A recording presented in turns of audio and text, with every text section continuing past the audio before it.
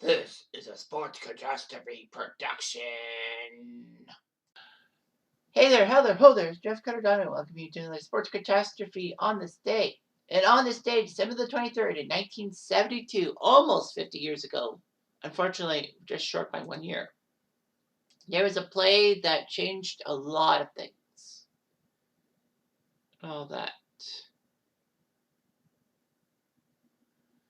So, here's what happened. It's the 1972 season.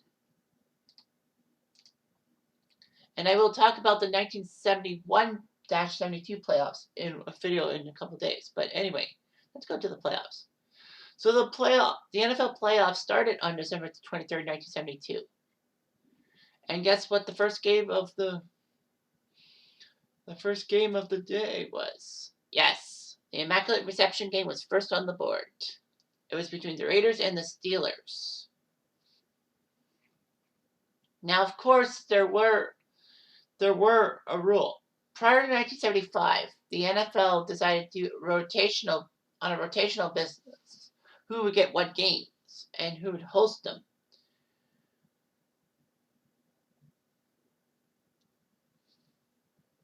Now, the NFC had Dallas versus San Francisco and Green Bay versus Washington in the divisional round. If the seedings happened, Dallas would have faced Green Bay. Yes, Green Bay was decent in 1972. And San Francisco would have been at Washington. But the way they did a rotational business and all that happened. So anyway, yeah. Anyway, the Immaculate Reception game was at 1 o'clock with the great Kurt Gowdy doing it. So here's how it went down. Here's how things went down. The Raiders were good in the postseason. They fell in Super Bowl II to the Packers. They just needed something.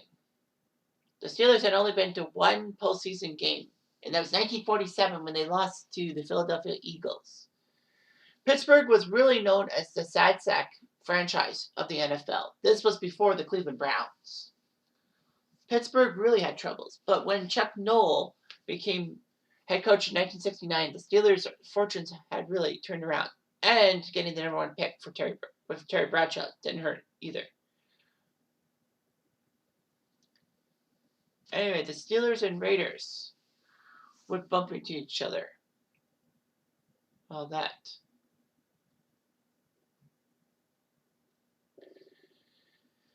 Pittsburgh and Oakland both won their divisions and all that.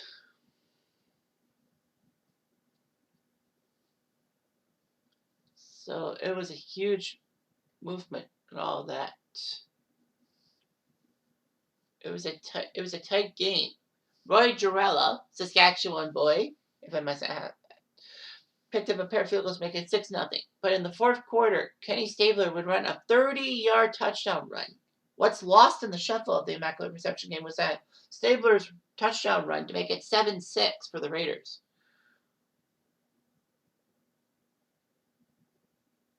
So anyway, at 7-6, the Steelers had troubles. They were 4th and 10 at their own 40-yard line with 22 seconds left and no timeouts, which kind of sucked.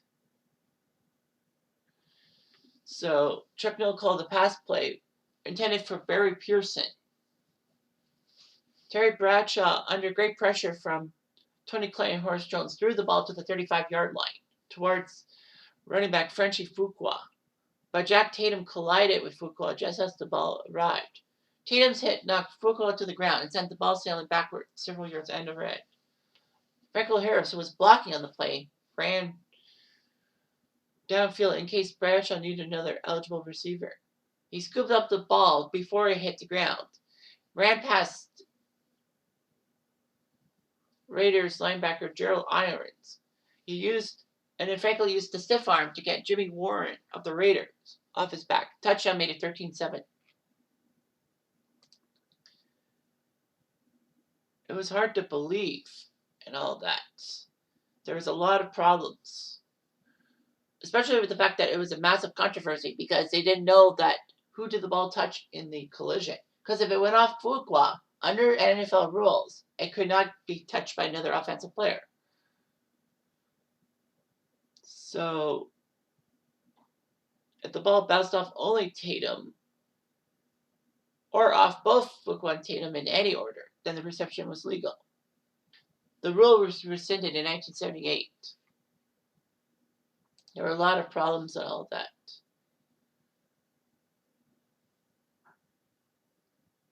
Yeah. So anyway, referee Fred Swearingen, what a weird name for an official, actually went to see if there what the call was and all that.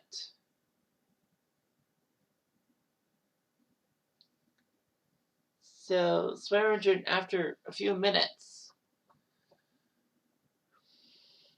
called touchdown because there wasn't anything that could be to the contrary.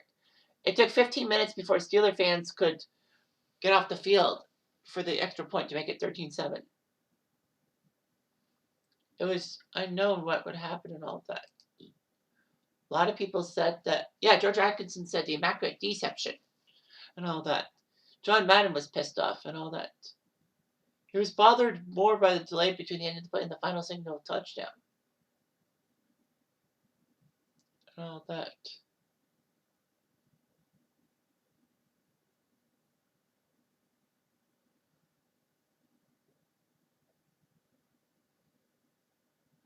So anyway, NBC actually showed a replay of its original broadcast during halftime of the 1998 AFC title game, and it was off Tatum.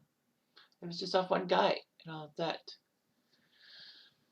So there was a professor of physics who said that, the ball did work out and all that. The ball came very close to hitting the ground before Harris scooped it up. In the sideline views of both film and video, Harris caught the ball out of frame and came running into frame from the right side. The only other NBC video was an end zone shot from above and behind the goalpost. Unfortunately, the goalpost ruined it. There was obstruction and all that. And that was just terrible and all that. Now, of course, the camera angles in 1972 were a whole lot different than 2022, if you will. The Steelers ended up losing the AFC title game to the Miami Dolphins. And the Dolphins went on to their second straight, in their Super Bowl and Super Bowl 7 when they got the perfect season and all that. The Raiders and Dolphins, it would have been nice to see the final. Maybe the Raiders might have ruined the Dolphins' perfect season. So anyway, the Steelers reversed 4 decades of utility with that play, as it seemed, and were a dominant force in the 1970s, winning 4 Super Bowls in 6 years. So that was huge and all that. Because a team that was the sad sack of the NFL just came back and did it. Oh, I see. So anyway, yeah. It's kind of like the catch by Dwayne Clark and the tuck rule for the Patriots. That a weird play actually started a dynasty. A certain play called a dynasty. Oh yeah, and the run by Bart Starr. Anyway, the Steelers were not that good, but then they came with a massive turnaround and all that. Of course, the Raiders were upset over this because they would have a big rivalry between the Steelers and Raiders. The teams would meet in each of the next 4 seasons in the playoffs. The Raiders beat the Steelers in the 73 divisional playoffs, but Pittsburgh would put up a pair of AFC Championship game wins, one in Oakland and one in Pittsburgh, to springboard themselves to Super Bowl 9 and 10. The last time the Raiders and Steelers have met in the playoffs was 1983, when the LA Raiders crushed the Steelers 38-10.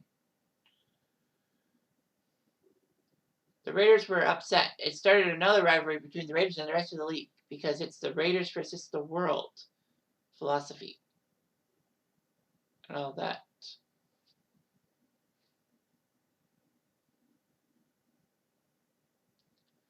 So, it's a huge legacy. The game ball was actually in the hands of fan Jim Baker, and he managed to scoop up the ball, grabbed his nephew, and ran off the field. He wanted to give the ball back to the Steelers in return for lifetime season tickets, but was rebuffed. He's declined any offer to sell it, including $150,000 and all that.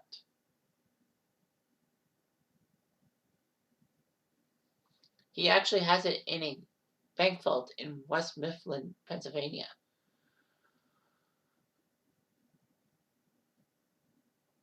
Anyway, it was amazing and all that.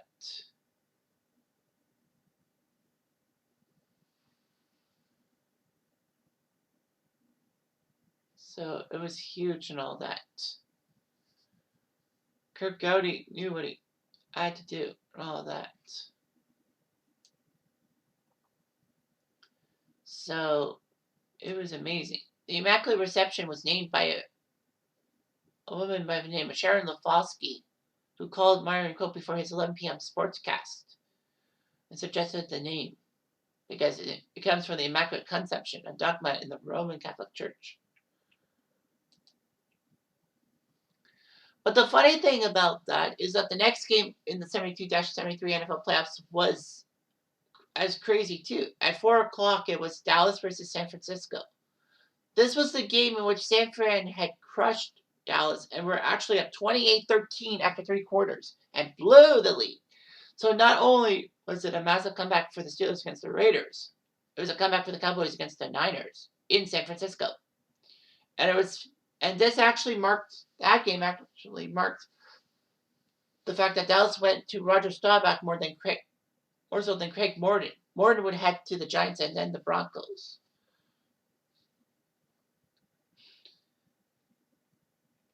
Well, if you must know, Washington beat Green Bay on home turf the next day, and then Miami went over Cleveland, although it was only by 6 points. In the conference championship, as I said, Miami won 21-17 in Pittsburgh because of the rotational system. And the Redskins crushed Dallas into fine powder 26-3 on home turf. Miami would win Super Bowl 7, yada, yada, yada. So now you know about the Immaculate Reception. Anyway, I'm Jeff Diamond. I do.